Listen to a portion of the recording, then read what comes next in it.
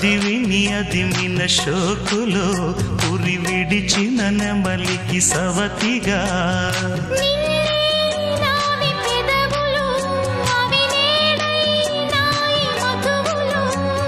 రెండు నాయి తనువులు అవి రేపవ్వాలి మనువులు